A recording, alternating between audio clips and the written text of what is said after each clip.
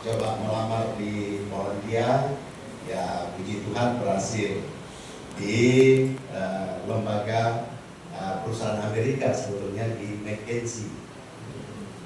Oke, itu sepintas ya. Nah, saya tadinya di gereja, saya anggota FKUB, juga anggota FKDM, juga anggota atau pengurus Kopdar Kamtibmas. Nah, itu untuk di sosial. Saya di gereja Bunda Maria Jeruju, juga pengurus Dewan Pastoral Parokinya. Nah, itu sedikit. Baik, saya langsung mulai, mudah-mudahan cukup ya. Saya ke pilkadanya, sebenarnya itulah tadi, jadi saya minta izin ya. Jadi agak salah, saya terbalik spanduknya, temanya yang saya resapi gitu. Oke, saya mulai dengan ada semboyan atau katakanlah pepatah, orang selalu menyebut itu begini.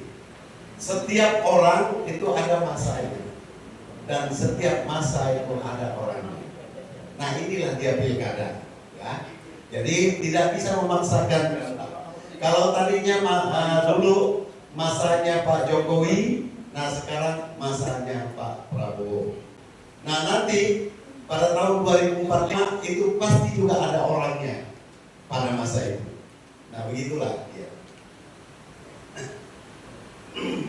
Jadi mohon izin Pak, ya waktunya agak cepat ya. Oke, saya cepatkan ya. Yang pertama, pilkada, pemilihan umum kepala daerah merupakan konsekuensi dari sistem demokrasi negara kita tercinta. Jadi untuk menentukan wakil-wakil rakyat dan wakil-wakil daerah di pusat ditentukan melalui sistem pemungutan suara secara langsung, umum, bebas, dan rahasia, sering disingkat dengan luber. Begitu pula dalam pemilihan umum presiden dan wakil presiden. Pemilihan umum secara luber tersebut diterapkan atau dilaksanakan sampai tingkat provinsi, kabupaten, kota, bahkan sampai tingkat desa dalam pemilihan kepala desa. Maksud dari negara dalam menentukan para wakil rakyat maupun para pemimpin, presiden, gubernur, bupati, wali kota, dan mungkin kepala desa itu melalui pemilihan umum secara luber tersebut supaya terpilih orang-orang yang berkualitas dan mempunyai kapabilitas dan integritas yang mumpuni. Namun realita terjadi yang sudah-sudah, tapi yang akan datang ini pasti bagus. Yang sudah-sudah itu kebanyakan tidak semua ya. Kapabilitas, integritas, kualitas itu kalah oleh elektabilitas yang disupport dengan uang kertas. Berarti harus ada isi tas. Iya, isi tas. Iya. Penentuan keterpilihan sering berdasarkan uang, sering berdasarkan suku, sering berdasarkan agama dan kekerabatan atau kelompok.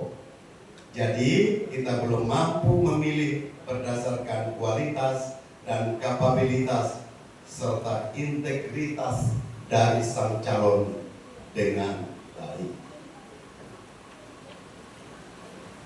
Hal tersebut sering membawa kita kepada masyarakat atau situasi masyarakat, ya kan, sendiri yang kurang kondusif, bahkan dapat memicu kerusuhan. Nah, sekarang kita bicara masalah toleransi.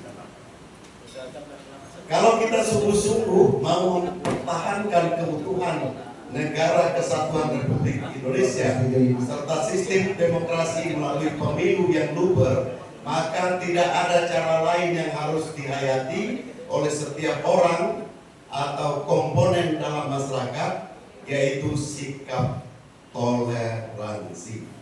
Apa itu toleransi? Ya. Toleransi yaitu sikap penerimaan yang tulus Toleransi adalah sikap perhatian yang tulus. Toleransi adalah sikap menjunjung tinggi dialog dalam kebenaran. Nah, dialog juga jangan pura-pura, bukan live service, tapi dalam kebenaran dan kesungguhan. Kemudian yang ketiga dipadukan dengan moderasi beragama. Kalaupun dalam pelaksanaan pilkada tahun 2024 terdapat indikasi-indikasi seperti yang telah dipaparkan di atas, baik secara samar-samar, maksudnya dipaparkan itu ada politik uang, tadi politik sara, ya, itu baik secara samar-samar maupun terbukti secara nyata atau gamblang, maka demi kerukunan negara Kesatuan Republik Indonesia, kita harus kembali melihat ajaran-ajaran agama kita masing-masing. Khusus yang Kristen Katolik ini ya, kita harus selalu menghindari sikap bermusuhan dan bersoal jawab. Sebab dari kata soal itu sendiri mengandung maksud sebagai berikut. S-nya ya. 3 menit lagi Pak. Oke, maaf. Ya, dah, sebentar. S-nya adalah strength atau kekuatan. O-nya adalah opportunity atau kesempatan atau peluang. A-nya adalah aspiration atau aspirasi. L-nya adalah result atau hasil. Jadi, jangan kita bersikap selalu membangun kekuatan jahat untuk menciptakan peluang agar mendapatkan hasil baik bagi diri kita sendiri maupun kelompok kita. Ingat firman Tuhan, kasihilah sesama manusia dan berdoalah bagi mereka yang menganiaya kamu. Ya, kita juga sering mendengar pepatah Latin ya. Ya, civis pacem para bellu. Ya kan? Kalau mau damai, siapa untuk berperang? Itu pepatah yang sudah kuno.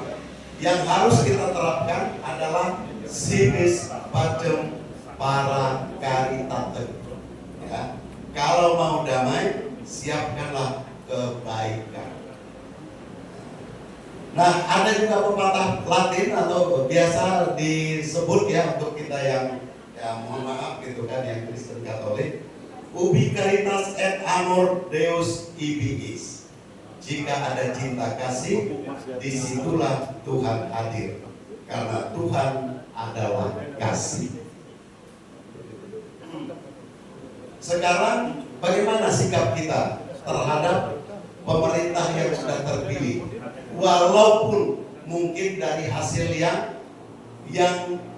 diragukan seperti yang sudah dipaparkan di atas.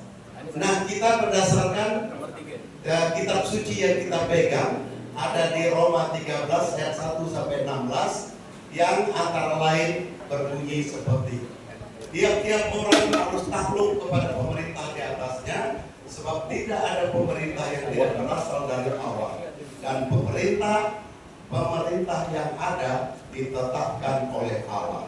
Sebab itu, barang siapa melawan pemerintah, dia melawan ketetapan Allah. Dan barang siapa yang melakukannya akan mendatangkan hukuman atas dirinya. Sebab jika seorang berbuat baik, ia tidak usah takut kepada pemerintah. Demikian yang dapat saya sampaikan. Mohon maaf kalau ada kata-kata saya kurang berkenan di hati. Selamat siang dan salam sejahtera untuk kita bersama. Terima kasih. Berikan aplaus untuk beliau, Pak Menteri. Kita lanjut kepada Pendeta Dr. Syahid El Nyarok, ya Pak.